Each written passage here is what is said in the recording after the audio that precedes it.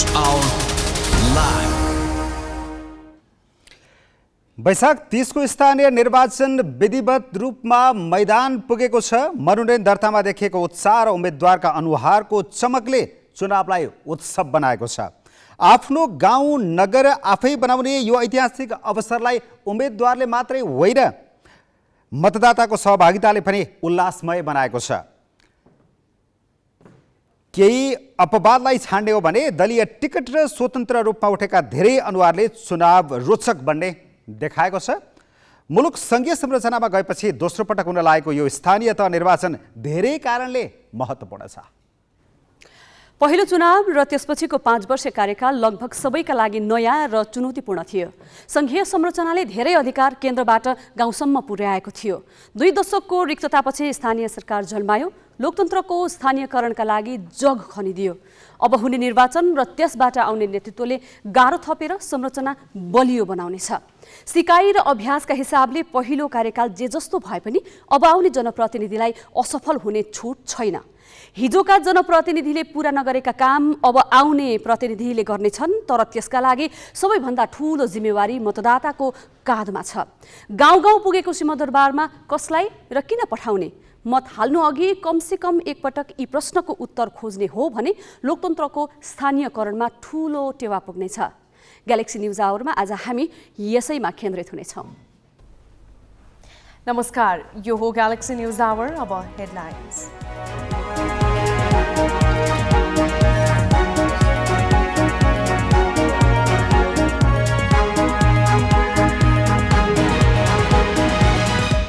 स्थानीय तहमा मनोनयन दर्ता उत्साहजनक। कतिपय निर्वाचन अधिकृतका कार्यालयमा अहिले पनि भिडम्भिड।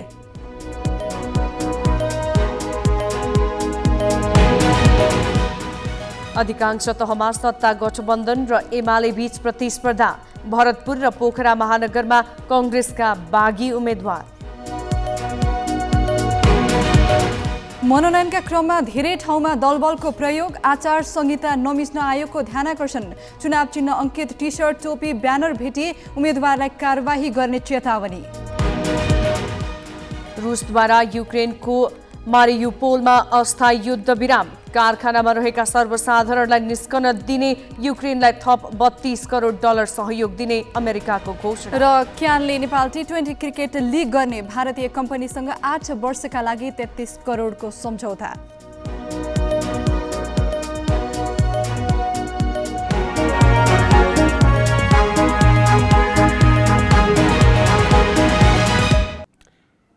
स्थानीय तह जनताको सबैभन्दा नजिकको सरकार हो, जसलाई संविधानले नै 22वटा अधिकार दिएको छ।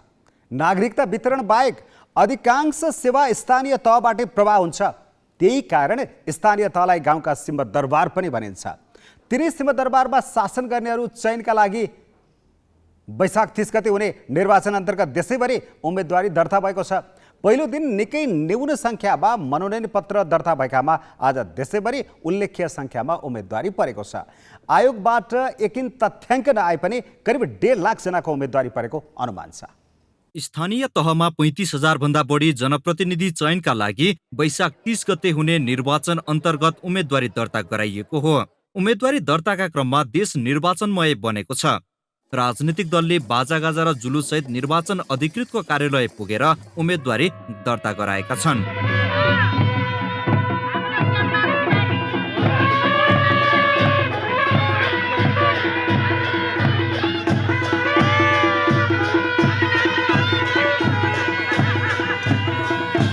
आयोगले उम्मेदवारी दर्ताका लागि सबै स्थानीय तहमा 9 जनाका दरले कर्मचारीको व्यवस्था गरी निर्वाचन अधिकृतको कार्यालय स्थापना गरेको थियो। ती कार्यालयका कर्मचारी उम्मेदवारी दर्ताका क्रममा सोमबार दिनभर व्यस्त रहे। बिहान 10 बज्न साथ नै दलका प्रतिनिधि उम्मेदवारी दर्ता गराउन पुगेका थिए। आइतबार केही साना दल र स्वतन्त्र उम्मेद्वार बाहेकले मनोनयन पत्र दर्ता गराएका थिएनन्। नेकपा एमाले, नेपाली कांग्रेस, माओवादी केन्द्र लगायतका दलले सोमबार उम्मेदवारी दर्ता गराएका छन्। आकांक्षी धेरै भएका कारण ठूला दललाई उम्मेद्वारको टुङ्गो लगाउनै सकस परेको थियो। नेपाली कांग्रेसले आफ्नो भागमा परेका काठमाडौँ, ललितपुर र विराटनगर महानगरमा प्रमुख पदका उम्मेद्वार सोमबार मात्र टुङ्ग्याएको हो। अन्य धेरै पालिकाका उम्मेद्वार पनि कांग्रेसले सोमबार नै छानेको हो। यस्तै माओवादी केन्द्रले भागबण्डाको किचलोका कारण धेरै स्थानीय तहमा सोमबार नै उम्मेद्वारबारे निर्णय लिएको हो। पार्टीले निर्णय गर्न साथ उम्मेद्वारहरू समर्थक सहित मनोनयन पत्र दर्ता गराउन पुगेका थिए। म यहाँको हावा पानी माटो सबैसँग संस्कृति सम्पदा सभ्यतासँग म एकदम परिचित महिला हुँ। त्यसकारण मेरो मध्यनजर सधैँ काठमाडौँको उत्थानको लागि, काठमाडौँको विकासको लागि, यो सहरलाई सुन्दर सफा सहर बनाउने, सुरक्षित सहर बनाउने र सबैको लागि सुरक्षित भएको आवास दिलाउनलाई मेरो जहिले पनि मेरो ध्यान केन्द्रित हुँदैछ। एउटा लोकतान्त्रिक प्रजातान्त्रिक हामी त्यो संस्कारले युक्त चाहिँ छौँ। हामी स्वस्थ प्रतिस्पर्धा गर्छौँ। जब त्यो प्रतिस्पर्धा सकिन्छ, हामीले हिजो पनि गऱ्यौँ। हिजोको तपाईँलाई सम्झना छ होला, 74को चुनावमा पनि हामीले स्वस्थ प्रतिस्पर्धा गऱ्यौँ, तर पछि हामी चाहिँ चुनाव हाँक्यौँ र 2 तिहाई हामीले चाहिँ ल्यायौँ। अहिले पनि हाम्रो नतिजा त्यही नै हो। सत्ता गठबन्धन दलले अन्तिम समयमा उम्मेद्वार छान्दा एमाले पोखरा महानगरमा अन्तिम समयमा उम्मेद्वार फेरेको छ। उसले त्यहाँ दीपक पौडेलको साटो कृष्ण थापालाई उम्मेद्वार बनाएको हो। पौडेललाई अगाडि सारिएकोमा विवादित पृष्ठभूमिको भनेर पार्टीको आलोचना भएपछि एमाले थापालाई मैदानमा उतारेको हो। अधिकार प्रयोग र स्रोत परिचालनका दृष्टिले आकर्षक भएकाले प्रदेश सभाका सदस्य र मन्त्री समेत स्थानीय तहमा उम्मेद्वार बनेका छन्। थापा प्रदेशसभा सदस्यबाट राजीनामा दिएर उम्मेद्वार बनेका हुन्। एमाले भरतपुर महानगरमा उम्मेद्वार बनाएका विजय सुवेदीले पनि प्रदेशसभा सदस्यबाट राजीनामा दिएका हुन्। उनले सत्ता गठबन्धनले उम्मेद्वार बनाएका माओवादी केन्द्रकी रेणु दाहाल विरुद्ध नेपाली काङ्ग्रेसमा देखिएको असन्तुष्टिको फाइदा उठाउन उम्मेद्वारी दर्ता अघि काङ्ग्रेसका संस्थापक नेता बीपी कोइरालाको शालिगमा माल्यार्पण गरे। दाहाल भने काङ्ग्रेसको सहयोगमा दोस्रो पटक भरतपुरको प्रमुख बन्ने होडमा लागेकी हुन्।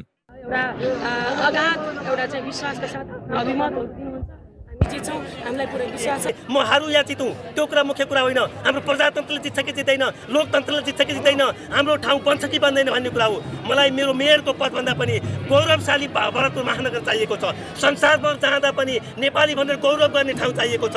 हो, त्यसको लागि तपाईँहरूले योग्य उम्मेद्वार जो हो त्यो कुरा छान्नुहोस्। म निष्पक्ष, सक्रियतापूर्वक, तटस्थतापूर्वक काम गर्छु। स्थानीय तहमा दोहोरिन चाहेकी दाहाल मात्र होइनन्, माओवादी, काङ्ग्रेस र एमाले कतिपय जनप्रतिनिधिलाई दोहोर्याउन चाहेका छन्। स्थानीय तहमा करिब 1.5 लाख उम्मेद्वार मध्येबाट 35,000 भन्दा बढी जनप्रतिनिधि छानिनेछन्, जसले 5 वर्ष स्थानीय तहमा विकास निर्माणका कामको अगुवाईका साथै सेवा प्रवाहको जिम्मा लिनेछन्। नागरिकता वितरण बाहेकका धेरै सरकारी काम अहिले स्थानीय तहबाटै हुन्छन्। अधिकार मात्र होइन, स्थानीय तहमा स्रोत पनि उत्तिकै छ। 5 वर्ष अघि भएको निर्वाचनबाट छानिएका जनप्रतिनिधिले जग तयार पारेका पनि छन्। त्यसैले अब छानिने जनप्रतिनिधिलाई काम गरेर देखाउने अवसर छ। उम्मेदवारीमा होड काम देखाउने हुटुटीका लागि हो वा स्रोत र अधिकारको दुरुपयोगका लागि भन्ने चाहिँ निर्वाचित भएर आएपछि उनीहरूले गर्ने कामबाट देखिनेछ। जिल्ला ब्युरोको सहयोगमा क्यामेरामा सुशील बास्कोटा र सञ्जय घिमिरेका साथ बासु खड्का, ग्यालेक्सी पोके, काठमाडौँ। उम्मेदवारी दर्ताका लागि निर्वाचन आयोगले आज साँझ 5 बजेसम्मको समय दिएको भए पनि निर्वाचन अधिकृतका धेरै कार्यालयहरूमा अहिले पनि भिडम्भिड छ। समयमा निर्णय नगर्ने प्रवृत्ति र दलहरूमा अन्तिम समयसम्म उम्मेदवारीको किचलो कायम रहेका कारण अहिले समय दर्ताको क्रम रोकिएको छैन। यसबारे थप जानकारी दिन काठमाडौँ महानगरको उम्मेदवारी दर्ता भइरहेको राष्ट्रिय सभागृहमा ग्यालेक्सी संवाददाता विष्णु बसौला हाम्रो प्रत्यक्ष सम्पर्कमा जोडिएका छन्। विष्णु, अहिले काठमाडौँ महानगरको उम्मेदवारी दर्ता सकियो या अझै बाँकी छ? साजनाजी, 5 बजेसम्मको समय सीमा तय गरिएको थियो। 5 बजेभित्र निर्वाचन अधिकृतको कार्यालय प्रवेश गरेकाहरूलाई उम्मेदवारी दर्ता गर्न दिने भनेर तयारी गरिए अनुसार अहिले उम्मेदवारी दर्ताको काम चलिरहेको छ। केही वडाहरूका उम्मेदवारी दर्ताको काम भइरहेको जानकारी प्राप्त भएको छ। अब 20-25 जना अझै पनि उम्मेदवारी दर्ताको क्रममा रहनु भएको छ र मेयर र उपमेयरको उम्मेदवारी दर्ताको क्रम सकिए पनि वडा तहमा उम्मेदवारी दर्ताको क्रम जारी रहेको छ। काठमाडौँ महानगरपालिकामा मेयरमा 55 जनाको उम्मेदवारी परेको जानकारी प्राप्त भएको छ, जसमध्ये 34 जनाले स्वतन्त्र उम्मेदवारी दर्ता गराउनु भएको छ।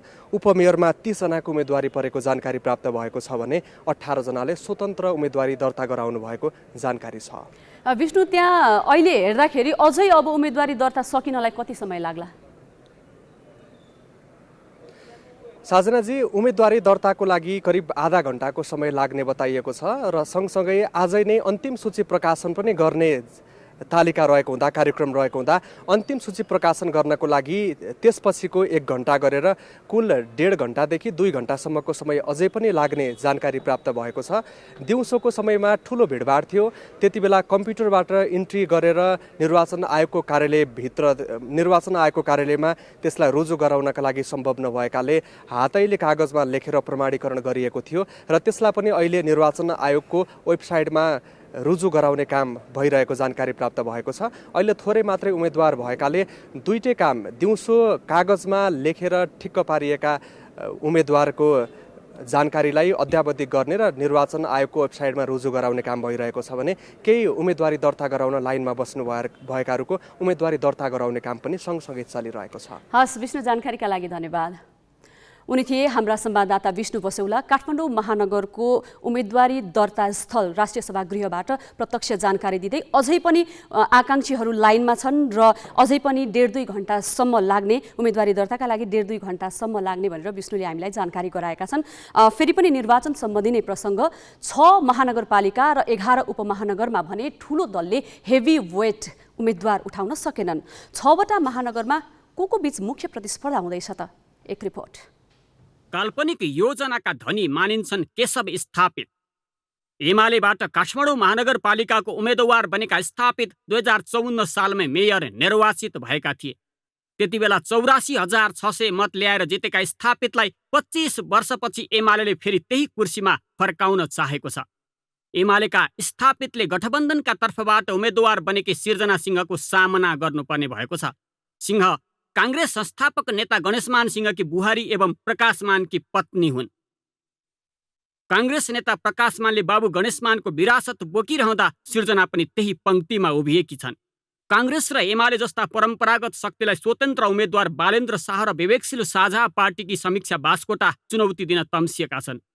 राप्रपाको टिकट बोकेर कलाकार पृष्ठभूमिका मदनदास श्रेष्ठ पनि मैदानमा प्रवेश गरेपछि काठमाडौँको चुनाव थप रोचक हुने देखिएको छ। मनोनयन दर्ता अघिदेखि नै चर्चामा छ पोखरा महानगर। त्यसको मुख्य कारण हो गठबन्धनका तर्फबाट एमाले फुटेर बनेको एकीकृत समाजवादीले भाग पाउनु। पोखरामा एकीकृत समाजवादीको कम जनाधार भए पनि गठबन्धन एक ढिक्का भए एमालेलाई ठुलै चुनौती बन्नेछ। एकीकृत समाजवादीले मेयरका रूपमा धनराज आचार्यले अघि सारेको छ। उनको प्रतिद्वन्द्वीका रूपमा एमालेका कृष्ण थापा मैदानमा छन्। यसअघि एमाले जितेको पोखरामा अहिले गठबन्धनले पूर्व एमालेलाई अघि सारी किल्ला भत्काउने प्रयास गरेको छ। ती दुवैलाई स्वतन्त्र उम्मेद्वार गणेश पौडेलले टक्कर दिन खोजेका छन्। काङ्ग्रेसले विराटनगरलाई कोइराला परिवारको विरासत भूमि मान्छ। त्यसकारण त्यहाँ कसले टिकट पाउला भन्ने चासो थियो। अन्ततः शेखर कोइराला समूहको दबावमा काङ्ग्रेसको टिकट पाएका नागेश कोइरालाले उम्मेदवारी दिएका छन्। मोरङ काङ्ग्रेसका सचिव कोइराला विरुद्ध एमाले सागर थापालाई मैदानमा उतारेको छ। थापाले 12 वर्षदेखि एमाले नगर कमिटीको नेतृत्व गरिरहेका छन्। विवेकशीलका तर्फबाट अमलेश कर्ण र स्वतन्त्र उम्मेदवार उमेश यादव पनि प्रतिस्पर्धामा छन्। वीरगञ्ज महानगरमा गठबन्धनका तर्फबाट जसपाका राजेश मान सिंहले उम्मेदवारी दिएका छन्। एमालेका तर्फबाट पूर्व मेयर विजय सराबगीले टिकट पाएका छन्। यसो हुँदा त्यहाँ एमाले र गठबन्धन बीच नै प्रतिस्पर्धा हुनेछ। यी दुवै शक्तिलाई राप्रपाका उम्मेदवार गिरीश गिरीले चुनौती दिनेछन्। गिरीश वीरगञ्जकै पूर्व मेयर गोपाल गिरीका छोरा हुन्। काङ्ग्रेसका चिरीबाबु महर्जन र एमालेका हरिकृष्ण व्यञ्जनकार चिर परिचित प्रतिस्पर्धी हुन्। 2074को निर्वाचनमा झिनो मतले विजयी भएका महर्जन दोहोरिने दाउमा छन् भने व्यञ्जनकारलाई बदला लिने अवसर छ। उनीहरूलाई राप्रपाका अष्ट महर्जनले चुनौती दिन खोजेका छन्। चितवनमा माओवादी अध्यक्ष पुष्पकमल दाहाल प्रभुत्व स्थापित गर्ने दाउमा छन्।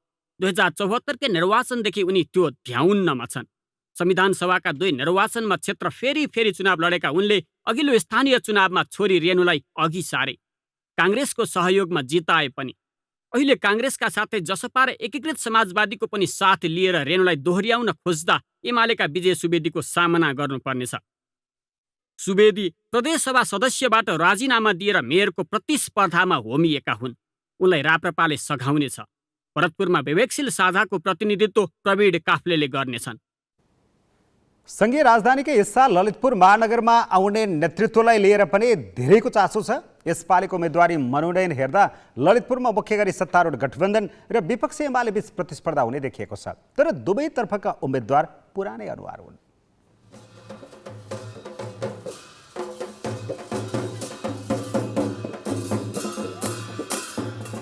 ललितपुरको निर्वाचन कार्यालयमा सोमबार कार्यालय समय सुरु नहुँदै चहलपहल बाक्लिएको थियो। अघिल्लो चुनावमा 326 मध्ये चुनाव हारेको एमालेका हरिकृष्ण व्यञ्जनकार दलबल सहित उम्मेदवारी दिन आइपुगेका थिए। जसरी पनि यसपालि काङ्ग्रेससँग बदला लिने दाउमा रहेको उनको अभिव्यक्तिले बताउँथ्यो। ललितपुर जनताले मलाई पहिले पनि जिताएको हो, धान लिएर हराइयो। अब यसपालि छन् जनताले माया गरेका छन्, तपाईँलाई जितेको मान्छेले हरायो, त्यही भएर हामी तपाईँको पक्षमा छौँ। त्यो बेला अरू पार्टीले मत दिने जनताहरूले पनि मेरो पक्षमा मत दिने भएका छन्, हाम्रो पक्षमा आएका छन्। तपाईँले जनता देख्नु भएको छ, सबै जनताहरू नेकपा एमालेको पक्षमा आइरहेका छन्। तर एउटा संयोग चाहिँ पहिला पनि तपाईँको प्रतिस्पर्धी उहाँ नै हुनुहुन्थ्यो, चिरीबाबु महर्जन, जसले दर्ता गर्न आउँदै हुनुहुन्छ भन्ने हामीले जानकारी पाएका छौँ। अहिले पनि उहाँ हुनुहुन्छ। अनि यो पटक त तपाईँको पार्टी पनि एक खालको विभाजित भयो होइन? अब तपाईँ जित्नेमा कतिको साँच्चैको कतिको विश्वस्त हुनुहुन्छ? सबभन्दा पहिलो कुरो, हाम्रो पार्टी विवादित अथवा विभाजित होइन, हाम्रो पार्टी झन् मजबुत भएको छ। तपाईँहरूले देख्नु भएको छ, हाम्रो पार्टीमा पार्टी प्रवेश गर्नेहरूको एउटा लहरै चलेको छ। ललितपुरमा पनि 6-7 हजारभन्दा बढी पार्टी प्रवेश गरिसकेका छन्। जनताहरूले पनि नेकपा एमालेलाई अब यसपालि जिताउनुपर्छ भनेका छन्। दोस्रो कुरो, ऊ टेस्ट त्यो चिरेबाबु महर्जन टेस्टमा फेल भइसकेको छ। के काम गरेको छ भने जनताले सोद्धाखेरि केही पनि काम गरेको छैन। हामी 5000 मतले जित्छौँ, 5 मतले जित्छौँ। त्यसको केही बेरपछि काङ्ग्रेसका चिरीबाबु महर्जन उसै गरी आइपुगे। माओवादी समेतको साथ लिएर मेयरमा दोहोरिने अठोटमा रहेका महर्जन पहिलो कार्यकालमा गर्न नसकेका र अधुरा कामका लागि मतदाताले अवसर दिने अपेक्षामा थिए। मैले चाहिँ नगरवासीहरूको निमित्त 5 वर्षको दौरानमा जे जति काम गरेँ, यसको चाहिँ नगरवासीहरूले चाहिँ उच्च स्तरको मूल्याङ्कन गर्नुभएको छ। त्यो उच्च स्तरको मूल्याङ्कन भनेको अब उहाँहरूले चाहिँ भोट खसालेर देखाउनुहुन्छ। 5 वर्षमा तपाईँले गरेको मुख्य उपलब्धि चाहिँ के हो र के कुरा पुरा गर्नलाई तपाईँ दोस्रो कार्यकाल जान? मुख्य उपलब्धि त धेरै छन्, त्यो मध्ये पनि सम्पदा क्षेत्र प्रमुख छ। 5 वर्षको दौरानमा चाहिँ हामीले भए गरेको काम कुनै चाहिँ पुरा भएको छैन। कुनै हाफ डन, आधी सिद्धियो, कुनै 2/3 सिद्धियो, कुनै 1/4 सिद्धियो। ती कामहरू पुरा गर्नु छ। अनि अर्को चाहिँ हाम्रो पाइपलाइनभित्र अहिले थुप्रै जनस्तरका प्रोजेक्टहरू चाहिँ बसिरहेका छन्। ती कामहरू सम्पादन गर्नको निमित्त चाहिँ म्याद थप्नु पर्यो नि त। मुख्यतः काङ्ग्रेस र एमाले बीच प्रतिस्पर्धा हुने ठानिएको ललितपुरमा सत्ता गठबन्धनकै एक घटक नेकपा यसले पनि केही पदमा उम्मेदवारी दिएको छ। यस्तै राप्रपाका अष्ट महर्जन, विवेकशील साझाका उज्जवल कृष्ण श्रेष्ठसँगै स्वतन्त्र उम्मेदवार पनि मेयर बन्ने दौडमा छन्। पुरानै प्रतिस्पर्धी, बलियो गठबन्धन अनि आशावादी विपक्षी। ललितपुर महानगरपालिकाको यसपालिको स्थानीय तह निर्वाचनमा नेपाली कङ्ग्रेस गठबन्धनको बलमा बढी आशावादीका साथ हौसिएको छ भने नेकपा एमाले एकल र एकताबद्ध सङ्गठनका कारण आशावादी देखिएको छ। गएको चुनावमा 326 मतान्तरले जितेका चिरीबाबु महर्जनका लागि पुरानै पार्टीका पुरानै उम्मेदवार हरिकृष्ण व्यञ्जनकार प्रमुख प्रतिस्पर्धीका रूपमा देखिएका छन्। उनले चुनावमा विजय पाउँछन् कि पाउँदैनन् हेर्नका लागि भने केही समय प्रतीक्षा गर्नुपर्ने हुन्छ। क्यामेरामा रविन्द्र श्रेष्ठका साथमा पवन पौडेल, ग्यालेक्सी फोके, ललितपुर। निर्वाचन आयोगले आचार संहिता विपरीत हुने कुनै पनि काम नगर्न राजनैतिक दलहरूलाई ध्यानाकर्षण गराएको छ। उम्मेदवारी दर्तापछि आचार संहिता विपरीत कार्य गरेको पाइएमा उम्मेदवारलाई कारबाही गर्ने चेतावनी आयोगले दिएको छ। निर्वाचन प्रचार प्रसारमा सहभागी हुने व्यक्तिले दलको निर्वाचन चिन्ह वा झण्डा अङ्कित कपडा लगायतका सामग्री प्रयोग गरेको पाइए सम्बन्धित व्यक्तिलाई नै कारबाही हुने भएकाले सजग रहन समेत आयोगले आग्रह गरेको छ। स्थानीय तह सदस्य निर्वाचन 2079लाई स्वच्छ, स्वतन्त्र, भयरहित तथा पारदर्शी बनाउन आयोगले आह्वान गर्दै आएको छ। आचार संहिता विपरीत हुने गरी कुनै स्थानमा कुनै दलको झण्डा वा चिन्ह राखिएको भए सम्बन्धित दलले तत्काल हटाउन, राजनीतिक दल वा उम्मेदवारबाट हुने कुनै पनि आमसभा, जुलुस, र्याली, भेला, बैठक, घर दैलो, उम्मेदवारी दर्ता कार्यक्रम आदिमा र निर्वाचन अधिकृतको अनुमतिमा उम्मेदवारले प्रयोग गर्ने सवारी साधनमा 3x3 फिटको साइजको दलको एउटा झण्डा र एउटा चुनाव चिन्ह तथा उम्मेदवारको पहिचान खुलेको A4 साइजको एक रङमा छापिएको विवरण बाहेक अन्य कुनै सामग्री प्रयोग गर्न नगराउन स्मरण गराउँदै उम्मेदवारी दर्ता भएपछि यस्तो चिन्ह भेटिएमा उम्मेदवारले राखेको ठानी आचार संहिताको उल्लङ्घन भएको कसुरमा दलको उम्मेदवारलाई कारबाही हुने भएकोले सचेत रहन आयोग सम्बन्धित सबैलाई पुनः ध्यानाकर्षण गराउन चाहन्छ। साथै जुलिस, आमसभा, र्याली, बैठक आदिमा भाग लिने वा प्रचार प्रसार गर्ने व्यक्तिले आचार संहिता विपरीत हुने गरी सम्बन्धित दलको निर्वाचन चिन्ह वा झण्डा अङ्कित लोगो वा स्टिकर वा कपडा, टोपी वा cap, vest, T shirt, jacket, कमिज, गम्छा, ब्याज, मास्क वा लकेट लगाएमा वा झोला बोकेमा सम्बन्धित व्यक्ति नै कारबाहीको भागीदार हुने भएको हुँदा यस्तो कार्यबाट सजग रहन आयोग सबैमा अनुरोध गर्दछ। अब केही न्युज संक्षेपमा। निर्वाचन आयोगले भोलिदेखि मतपत्र ढुवानी सुरु गर्ने भएको छ। 77वटै जिल्लामा अरू निर्वाचन सामग्री पठाउने काम सम्पन्न गरेको आयोगले भोलिदेखि मतपत्र ढुवानी गर्ने भएको हो। आयोगले हालसम्म स्थानीय निर्वाचनका लागि आवश्यक पर्ने 1,94,00,000 मतपत्र मध्ये 63 जिल्लाका लागि 1,54,83,000 छापिसकेको जनाएको छ। यो संख्या आवश्यक मतपत्रको 80% भन्दा बढी हो।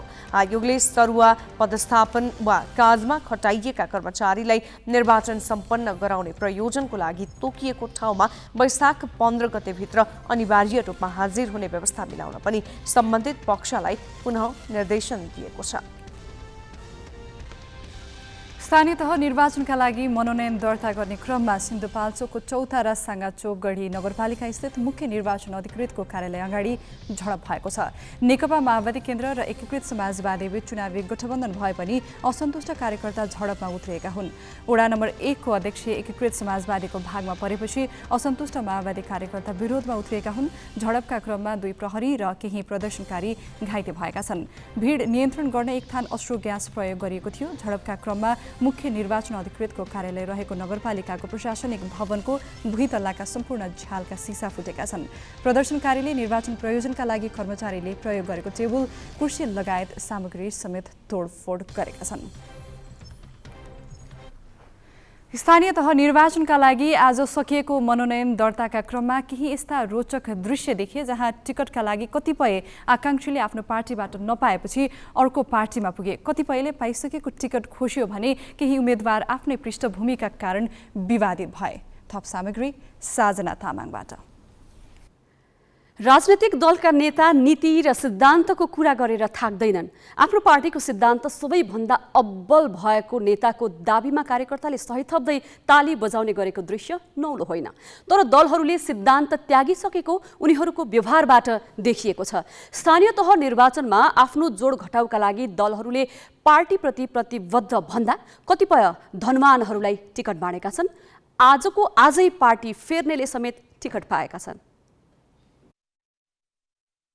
ललितपुर महानगरपालिका 18 का वडाध्यक्ष पुरुषोत्तम खड्का आइतबार रातिसम्म एमाले थिए। उनी सोमबार बिहान एकाएक माओवादी बने।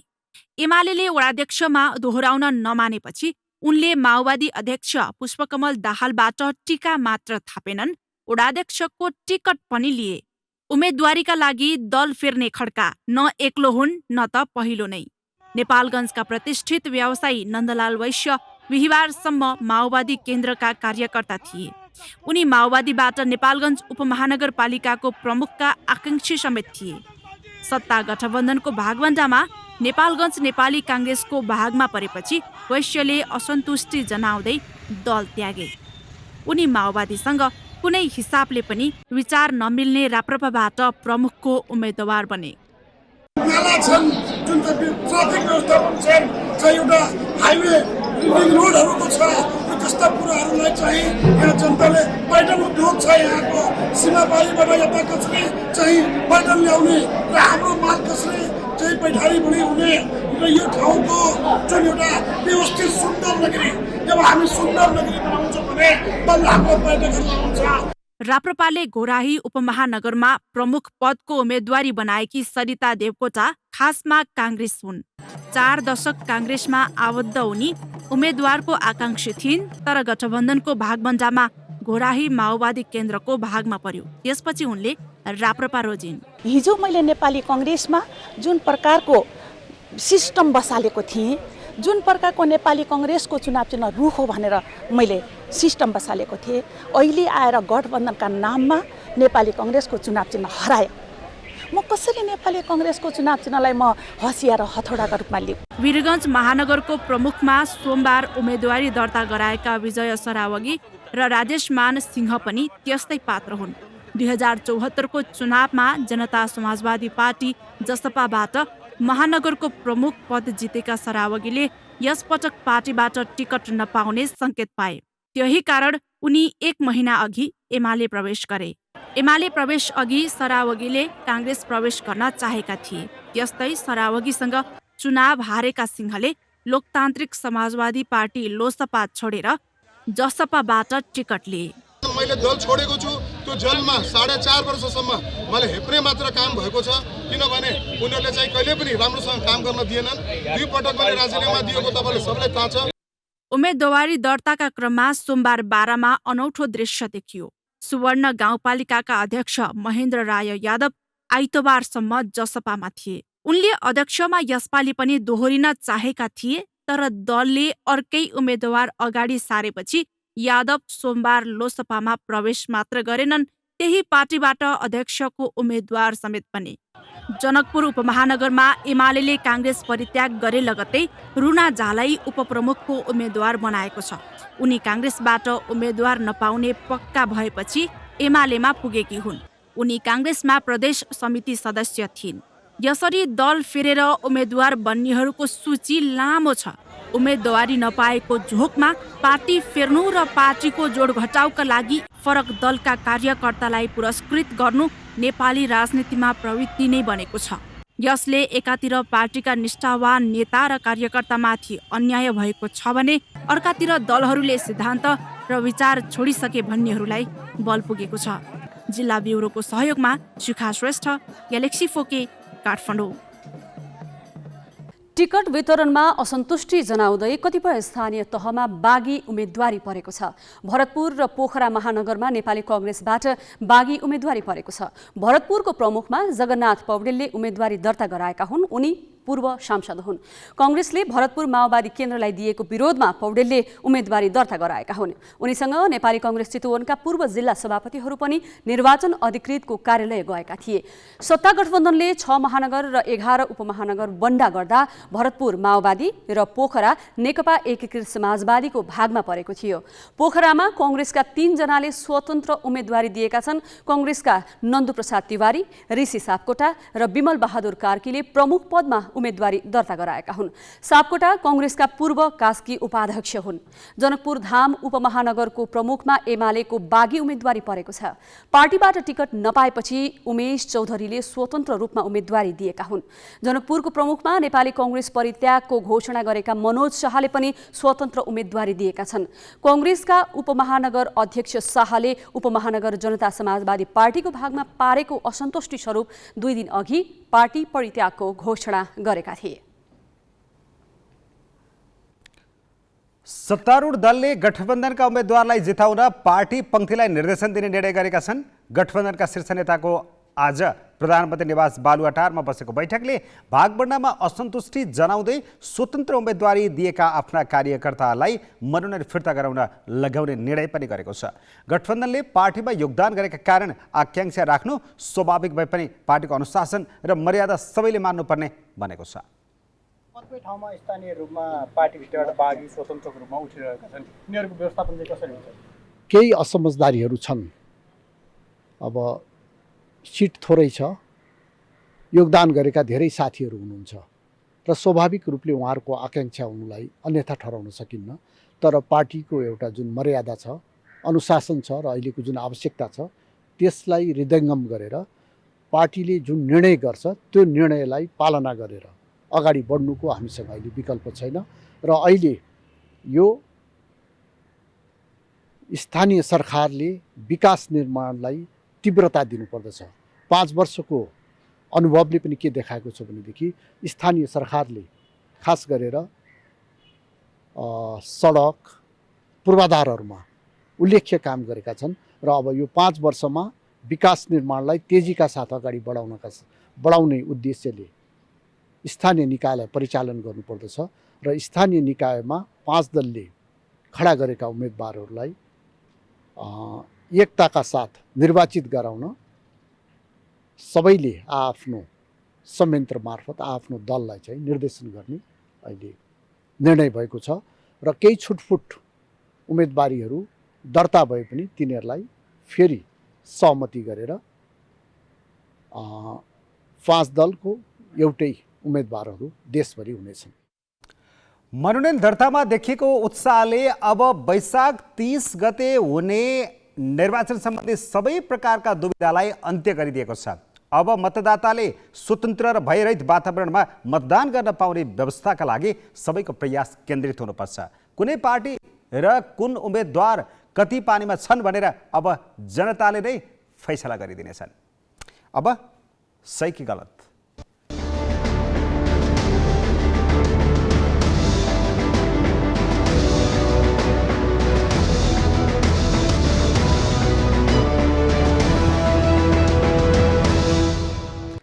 सही कि गलतमा हिजो हामीले सोधेको प्रश्न थियो। नेपाली कांग्रेसले पनि आफ्नो चुनावी घोषणापत्रमा वितरणमुखी कार्यक्रमलाई प्राथमिकता दिनुलाई के भन्नुहुन्छ? ग्यालेक्सी एपमा सहीको पक्षमा 33% र गलतको पक्षमा 67% मत प्राप्त भएको छ। मत व्यक्त गर्नुहुने सम्पूर्ण दर्शकलाई धन्यवाद। अब आजको प्रश्न, टिकट पाउनका लागि दल अदल बदल गर्ने प्रवृत्ति तपाईलाई कस्तो लाग्यो? तपाईले आफ्नो मत ग्यालेक्सी 4K टिभी एपमा गएर राख्न सक्नुहुन्छ। यसको अन्तिम परिणाम भोलिको न्युज आवरमा प्रसारण गरिनेछ। Galaxy app Google play store र एप स्टोरबाट डाउनलोड गर्न सक्नुहुन्छ। अब केही न्युज संक्षेपमा। शेयर बजार परिसूचक 35 अङ्कले घटेको छ। 95 अङ्कले बढेको भोलिपल्टै नेप्सेमा गिरावट आएको हो। आज 11वटा समूहले नेप्से 2386 अङ्कमा झारेका हुन्। म्युचुअल फन्ड र होटल बाहेकका समूहको सूचक घटेको छ। विकास बैंक र अन्य समूहको सूचक 2% भन्दा धेरै घटेको छ। आज 163 कम्पनीका लगानीकर्ताको सम्पत्ति घटेको छ भने 27 कम्पनीको शेयर मूल्य बढेको छ। यसले कारोबार रकम 2 अर्ब 4 करोड रुपैयाँमा सीमित भएको छ। रूस र युक्रेन बीच जारी युद्धको 61औं दिनमा रूसले मारियुपोल शहर स्थित स्टिल कारखानामा युद्ध विराम घोषणा गरेको छ। स्टिल कारखानामा फँसेका सर्वसाधारणलाई सुरक्षित रूपमा बाहिर निकाल्न अस्थायी युद्ध विराम घोषणा गरेको रूसको रक्षा मन्त्रालयले जनाएको छ। युद्ध विराम स्थानीय समयअनुसार दिउँसो 12 बजेदेखि लागू भएको छ। युक्रेनी सैनिक र नागरिकहरू हप्तौंदेखि कारखाना परिसरमा रुसी सेनाको घेराबन्दीमा छन्। यसअघि युक्रेनका राष्ट्रपति भोलोदिमिर जेलेन्स्कीले मारियुपोलमा रहेका युक्रेनी सैनिक मारिए शान्ति वार्ता रद्द गर्ने चेतावनी दिएका थिए। यसैबीच युक्रेनको राजधानी कियेभको भ्रमणमा रहेका अमेरिकाका रक्षा मन्त्री लोइड अस्टिनले युक्रेनले सही हतियार प्रयोग गर्न सके जारी युद्ध जित्न सक्ने दावी गरेका छन्। उनले अमेरिकाद्वारा युक्रेनलाई थप 32 करोड 20 लाख अमेरिकी डलर सहयोग गर्ने घोषणा समेत गरेका छन्। आगामी हप्तादेखि अमेरिकी कूटनीतिज्ञ युक्रेन फिर्ता हुने पनि उनले जानकारी दिए। अमेरिकी अर्बपति एलन मस्कले ट्विटर खरिदका लागि गरेको प्रस्ताव ट्विटर कम्पनीले स्वीकार गरेको छ। मस्कले 43 अर्ब अमेरिकी डलरमा ट्विटर खरिद गर्न प्रस्ताव राखेका छन्। मस्कलाई कम्पनी बेच्नु अघि शेयरधनीहरूसँग छलफल गरी निर्णय लिने जनाएको छ। छलफल सकारात्मक भए मस्कले 54.20 अमेरिकी डलर प्रति शेयरमा ट्विटर खरिद गर्ने रोइटर्सले उल्लेख गरेको छ। यसअघि मस्कलाई कम्पनी बिक्री गर्नबाट रोक्न ट्विटरले सीमित अवधिका शेयरधनी अधिकार योजनाका रूपमा नयाँ नियम ल्याएको थियो। मस्कसँग ट्विटरको 9.2% शेयर छ। नेपाल क्रिकेट सङ्घ क्यानले T20 क्रिकेट लिग गर्ने घोषणा गरेको छ। राष्ट्रिय खेलकुद परिषद राखेपले मान्यता दिएपछि क्यानले T20 क्रिकेट लिग घोषणा गरेको हो। तर मिति भने तोकिएको छैन। क्यानले यो प्रतियोगिताका लागि रणनीतिक तथा व्यापारिक सम्झौता भने भारतीय कम्पनी 73 स्पोर्ट्ससँग गरेको छ। 8 वर्षको सम्झौता अनुसार 73 स्पोर्ट्सले क्यानलाई 8 वर्षमा 33 करोड रुपैयाँ दिनेछ। यस प्रतियोगिताले नेपाली क्रिकेटको स्तर माथि उठाउन सहयोग पुग्ने क्यानका अध्यक्ष चतुरबहादुर चन्दले विज्ञप्तिमा उल्लेख गरेका छन्। यस्तै राष्ट्रिय क्रिकेट टिमका कप्तान सन्दीप लामिछानेले क्रिकेटमा करियर बनाउँदै गरेका युवा खेलाडीका लागि लिग कोषेढुङ्गा हुने बताएका छन्। व्यावसायिक लिगले नेपाली क्रिकेटको समग्र विकासमा योगदान पुग्ने उनको विश्वास छ।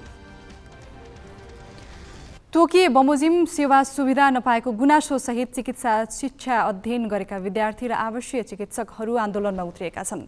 5 महिनादेखि इन्टर्नसिप गराए बापत पारिश्रमिक नदिएको भन्दै उनीहरू आन्दोलनमा उत्रिएका हुन्।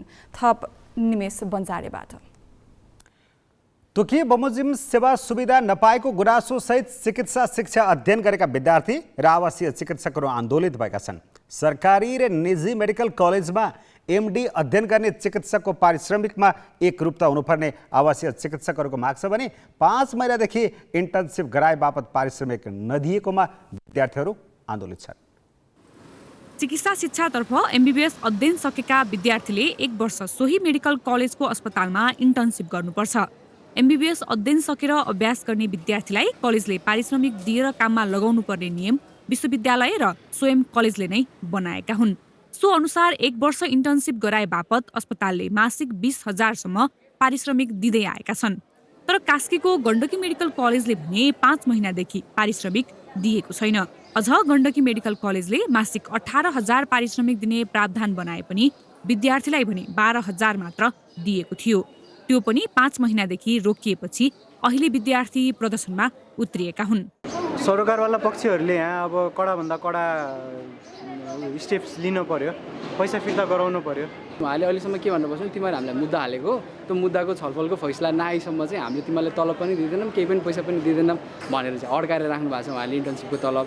5 महिनासम्म हामीले इन्टर्नसिप गर्दा पनि 1 महिनाको पनि तलब नदिनु भएको कारण र हामीले चाहिँ भर्ना हुने क्रममा सेक्युरिटी डिपोजिट चाहिँ बुझाएको त्यो रिफन्डेबल हुन्छ 90%, त्यो पनि फिर्ता नदिएको कारण आन्दोलन गरेको हो। एमडीएमएस पढ्ने आवश्यक चिकित्सकहरूको गुनासो भने पारिश्रमिकमा एकरूपता नभएको भएको छ। छात्रवृत्तिमा अध्ययन गर्ने चिकित्सकलाई सरकारले 8औं तह अनुसारको 45,000 सम्म पारिश्रमिक दिन्छ। तर निजी मेडिकल कलेजले भने 14 देखि 20,000 सम्म मात्र पारिश्रमिक दिन्छ, जुन 15 वर्ष अघिकै निर्णय बमोजिमको भत्ता हो। एउटै मापदण्डमा अध्ययन गर्ने चिकित्सक बीच भत्तामा विभेद गरिएको र यसले जीवन निर्वाहमा पनि समस्या भएको भन्दै उनीहरूले चिकित्सा शिक्षा आयोगमा ज्ञापन पत्र नै बुझाएका छन्। मेडिकल कलेजहरूमा चाहिँ ती आवश्यक चिकित्सकहरूलाई यति निर्मम तरिकाले निर्लज्ज तरिकाले स्टाइपेन्ड दिएको छ कि उसको जीवन निर्वाह नै हुन सक्दैन। जुन एउटा निर्वाह भत्ता भनेको छ उसलाई खान पुगोस्, बस्न पुगोस्, होइन, घाँस बास कपास कम्तीमा पुगोस्, उसले आफ्नो अध्ययन गरिराख्दाखेरि ड्युटी गरिराख्दाखेरि भनेर दिइने जुन पैसा हुन्छ त्यो चाहिँ हजुरको 14,000 देखि म्याक्सिमम 20,000 को हाराहारीमा छ। अझ अहिलेको अवस्थामा अब 14,000 ले कसरी जीवन निर्वाह गर्न सक्छ उसले, होइन?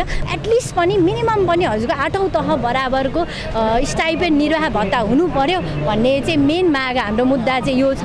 अब 20,000 एउटा निर्वाह भत्ता भनेर दिएर 40,000 खर्च विवरण देखिँदाखेरि त्यो त्यति खर्चमा चाहिँ एउटा चिकित्सकले कसरी निर्वाह गरोस् है, त्यो कुरा चाहिँ अब हाम्रो निजी मेडिकल कलेज तथा हाम्रो चिकित्सा शिक्षा आयोगले चाहिँ यो कुरा चाहिँ विचार गरिदियोस् भन्ने हाम्रो एउटा माग छ। केएमसीको एडमिसनमा यो जुन कन्ट्र्याक्ट साइन गराइरहेको छ नि, एडमिसनको अन्तिम आवरमा आएर यो स्टाइपेन्ड दिने कुरा जुन थियो त्यो चाहिँ नि अब यहाँ चाहिँ उनीहरूले कन्फ्युजन बनाइरहेछ, किनभने दिन पनि सक्छ नदिन पनि सक्छ टाइप लेखिरहेछ, जुन चाहिँ पहिले वर्षमा रेगुलर आउने कुरा थियो। यो आउनु पनि पर्ने कुरा हो, तर कन्ट्र्याक्टमा नै यसरी साइन गराउनु भनेको सरासर नआउने जस्तो देखिरहेछ।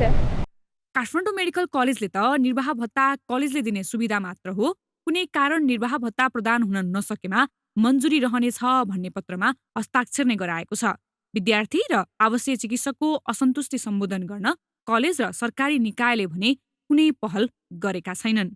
क्यामेरामा जय तामाङका साथ कास्कीबाट उत्तम पौडेल र प्रज्ञा तिमल सिन्हा, ग्यालेक्सी 4K, काठमाडौँ। उपचारका लागि सरकारी अस्पताल पुग्ने बिरामीले सुलभ रूपमा औषधि पाउन् भनेर सरकारले अस्पताल फार्मेसी निर्देशिका लागू गर्यो, जसअनुसार अस्पतालले आफै फार्मेसी सञ्चालन गर्नुपर्छ। अस्पतालले आफ्नो परिसरमा निजी फार्मेसी चलाउन दिन पाइँदैन। ठूला सरकारी अस्पतालमा फार्मेसी त छन्, तर चिकित्सकले सिफारिस गरेका औषधि त्यहाँ पाइँदैन। आफ्नो फार्मेसीमा पर्याप्त औषधि नराखेर सरकारी अस्पतालले निजी पसललाई पोस्न छोडेका छैनन्। कानुन विपरीत अस्पतालले आफ्नो हाताभित्र निजी फार्मेसी सञ्चालन गरिरहँदा हामीले आजभन्दा 4 महिना अगाडि पनि यसको रिपोर्टिङ गरेका थियौँ र यहाँका निर्देशक डाक्टर भूपेन्द्र बस्नेतले चाहिँ हामी सबै फार्मेसी हटाउँछौँ भनेर अल्टिमेटम नै दिनुभएको थियो ग्यालेक्सी टिमसँग कुराकानी गरेर। त्यो रिपोर्टिङभन्दा 4 महिनापछि आउँदा पनि यहाँको हकीकत उस्तै नै छ। वीर अस्पतालका निर्देशक डाक्टर भूपेन्द्र बस्नेतले 3 महिनाभित्र सबै निजी फार्मेसी हटाउने प्रतिबद्धता जनाएका थिए। हटाउनु पर्ने हो, म त त्यतिखेर पनि मैले हटाउनलाई तागेता गरेँ, अहिले पनि तागेता गरेछु। अबको 2-3 महिना आउँदा म सब हटाएर खेल्छु। डाक्टर बस्नेतले प्रतिबद्धता जनाएको 4 महिना बित्यो, तर वीर अस्पताल हातामा निजी फार्मेसी पूर्ववत रूपमै सञ्चालनमा छन्। यसबारे प्रतिक्रिया लिन खोज्दा यसपालि निर्देशक बस्नेत क्यामेरा अघि बोल्नै तयार भएनन्। वीर अस्पतालले आफ्नो हातामा सर्वोच्च अदालतको आदेशलाई बेवास्ता गरी निजी फार्मेसी सञ्चालन गर्न दिइरहेको हो। सर्वोच्चले 2072 असार 14 गते अस्पताल परिसरमा निजी फार्मेसी सञ्चालन गर्न नदिन भनेको थियो। अस्पताल परिसरका निजी फार्मेसीले मनपरी मूल्य असुलेको गुनासोपछि अदालतको यस्तो आदेश आएको थियो, तर अस्पताल व्यवस्थापनले 7 वर्ष पुग्न लाग्दा समेत आदेश कार्यान्वयन गर्न चासो देखाएको छैन। अस्पतालले आफ्ना 7 मध्ये 6 वटा सटरमा 2072मै फार्मेसी सञ्चालन गर्न दिएको थियो। त्यतिखेर निर्देशक थिए डाक्टर स्वयं प्रकाश पण्डित। फार्मेसी सञ्चालकसँग अस्पतालले मासिक 2 लाखदेखि 9,36,000 रुपैयाँसम्म भाडा लिइरहेको छ। महँगो भाडा तिरेकै कारण निजी पसलेले बिरामीसँग मूल्य उल्लेख नगरिएका खास गरी सर्जिकल सामग्रीमा मनपरी रकम लिने गरेका छन्। अपरेसन गरेका हो भदौमा, उनले फेरि 4 महिनामा आइज भन्छ। त्यो भन्दाखेरिमा अब आउन पर्यो। आइज भन्छ तर औषधि छैन। औषधि छैन, हामी गरिब जाफालाई कहाँबाट पुग्छ? एउटा पाइन्छ, अरू त्यति पाइँदैन क्या। म्याक्सिमम यहीँबाट किनेको। अस्ति पनि लगभग मैले 3,000 कतिको यहीँ किनेको थिएँ। त्यहाँनिर 2टा कि कतिवटा मात्रै पायो। अर्को ठुलो त्रिवी शिक्षण अस्पताल महाराजगञ्जको अवस्था पनि फरक छैन। उसले न आफ्नो फार्मेसीमा आवश्यक औषधि राखेको छ, न त अस्पताल परिसरबाट निजी फार्मेसी हटाएको छ। त्रिवी शिक्षण अस्पतालको आफ्नै फार्मेसी अर्थात् अस्पताल आफैले सञ्चालन गरेको भित्रको फार्मेसी हो। यति बेला घडीमा 3:11 गएको छ र सोही समयको दृश्यलाई भित्र र बाहिरको तुलना गर्ने हो भने यसरी मान्छेहरू लाइन बस्छन् र यहाँ औषधि नपाइसकेपछि यहाँबाट फर्केर बाहिर नै मान्छेहरूको भिड बढी देख्न सकिन्छ। यसले पनि प्रमाणित गर्छ कि आफैले सञ्चालन गर्ने फार्मेसीभित्र अत्यावश्यक पर्ने औषधि, अझ भनौँ जटिल केसका महँगा औषधिहरू अस्पताल फार्मेसीभित्र पाइँदैन। यिनीहरू सबै अस्पतालको फार्मेसीमा औषधि नपाएर निजी पसल अगाडि लाइन लागेका हुन्। पाउँदै नपाएपछि औषधि त किन्नै पर्यो के अरे। बिरामी भएपछि अब ठगियो भने बिरामीलाई बचाउनु पर्यो नि। अब भित्र औषधि पाउँदैन नि त, बाहिर आएर पनि जहाँबाट पनि औषधि किन्नै पर्यो नि। आफ्नो फार्मेसीमा औषधि नै नपाइने समस्या र निजीलाई पोसेको विषयमा अस्पताल प्रशासनसँग ठोस जवाफ छैन। एकदमै सबै किसिमको औषधि फार्मेसीमा एभाइलेबल हुँदैन। हिजो पनि थिएन, आज पनि छैन। अझ कस्तो भने टेन्डरबाट गर्नुपर्ने हुन्छ। टेन्डरबाट चाहिँ सस्तो औषधिहरू मात्रै प्रायः चाहिँ गर्नुपर्ने हुन्छ कि महँगो औषधिहरू हामीले राख्न सक्ने अवस्था हुँदैन। त्यसले गर्दा एउटा चाहिँ बाहिर किन्न जानुपर्ने बाध्यता छ। हामीसँग जे उपलब्ध छ त्यो मात्रै किन्न पाइन्छ। स्वास्थ्य संस्था स्थापना स्तरोन्नति मापदण्ड सम्बन्धी निर्देशिका 2070, अस्पताल फार्मेसी निर्देशिका 2070 र राष्ट्रिय स्वास्थ्य नीति 2071 अनुसार अस्पतालले आफ्नो परिसरमा औषधिजन्य व्यापारका लागि सटर भाडामा दिनै पाइँदैन। सरकारी अस्पतालले आफ्नो फार्मेसीमा आवश्यक औषधि नराखेर निजी फार्मेसी सञ्चालन गर्न दिनुलाई कमिसन लेनदेनसँग जोडेर हेरिएको छ। क्यामेरामा साधुराम लामिछानेका साथमा शिखा श्रेष्ठ, ग्यालेक्सी 4K, काठमाडौँ। नेपाली फुटबलमा महिला र पुरुषको तुलना कमै हुन्छ। पुरुष टिमलाई खेलेर भ्याइ नभ्याइ हुन्छ, लिग पनि लामो समयका लागि हुन्छ, मोफसलको प्रतियोगिता पनि अनगिन्ती नै हुन्छन्, राष्ट्रिय टिम पनि व्यस्त हुन्छ। पुरुष फुटबलको व्यस्तताले NSL यो सिजन विवादमा पर्यो। ठिक विपरीत महिला खेलाडी भने प्रतियोगिताको पर्खाइमा हुन्छन्। नाम मात्रको लिग केही दिनको हुन्छ। यसबाहेक नेपाली सेनाले एउटा प्रतियोगिता गर्छ। यिनै महिला खेलाडीका लागि धनगढीमा पहिलोपटक गोल्ड कप आयोजना गरियो। मैदानको अवस्था नाजुक छ, तर पनि प्रतियोगिता भएकामा नै खेलाडीहरू दङ्ग छन्। यो तुलामे र खाल्डाखुल्डीले भरिएको मैदान हो धनगढी रङ्गशाला। यही रङ्गशालामा शनिबार प्रथम मुख्यमन्त्री महिला गोल्ड कप सम्पन्न भयो। यस प्रतियोगितामा राष्ट्रिय टिमका खेलाडीहरूले पनि खेलेका थिए। महिला फुटबल आयोजना गर्न कसैले पनि अग्रसरता नदेखाउँदा धनगढीको वनदेवी युवा क्लबले प्रतियोगिता आयोजना त गर्यो नै, फ्लड लाइटमा नै खेलाएर तारिफयोग्य काम पनि गर्यो। तर यी दृश्यहरूले सुदूरपश्चिम प्रदेश भौतिक पूर्वाधारमा कमजोर रहेको देखाउँछ। प्रतियोगिता मुख्यमन्त्रीको नाममा गरिएको छ, तर मैदानको अवस्था दयनीय छ। यो मैदान पनि 5-7 लाख खर्च गरेर यत्तिको बनाइएको थियो।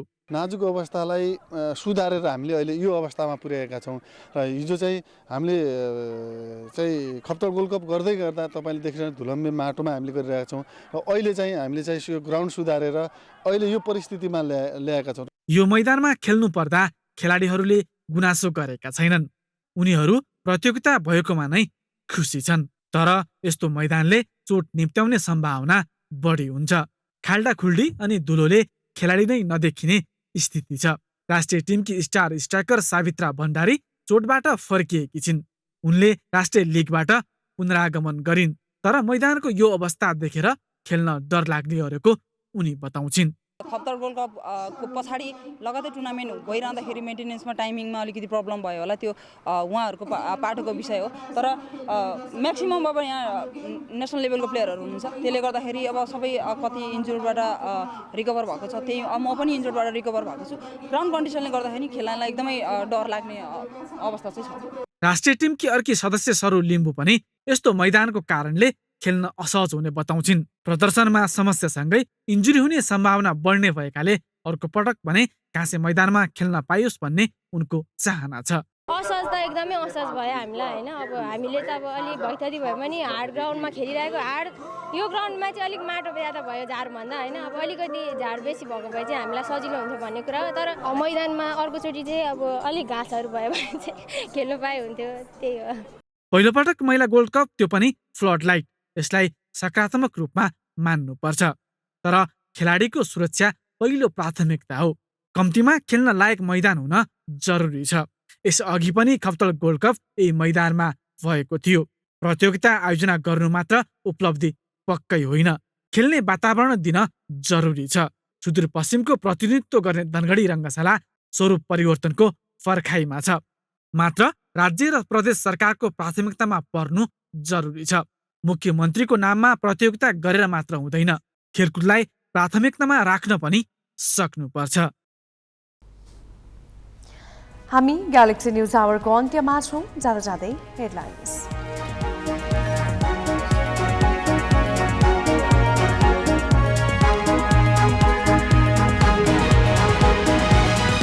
स्थानीय तहमा मनोनयन दर्ता उत्साहजनक। कतिपय निर्वाचन अधिकृतका कार्यालयमा अहिले पनि भिडमभिड।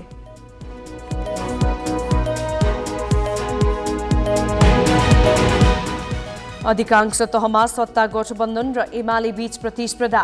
भरतपुर र पोखरा महानगरमा कङ्ग्रेसका बागी उम्मेद्वार। मनोनयनका क्रममा धेरै ठाउँमा दलबलको प्रयोग। आचार संहिता नमिच्न आयोगको ध्यानाकर्षण।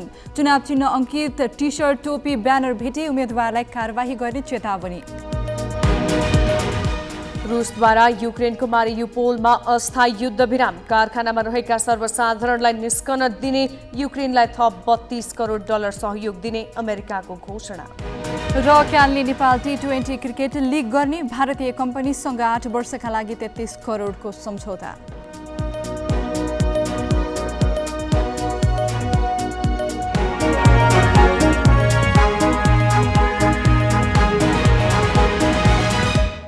आजलाई ग्यालेक्सी न्यूज आवर सकियो। नमस्ते।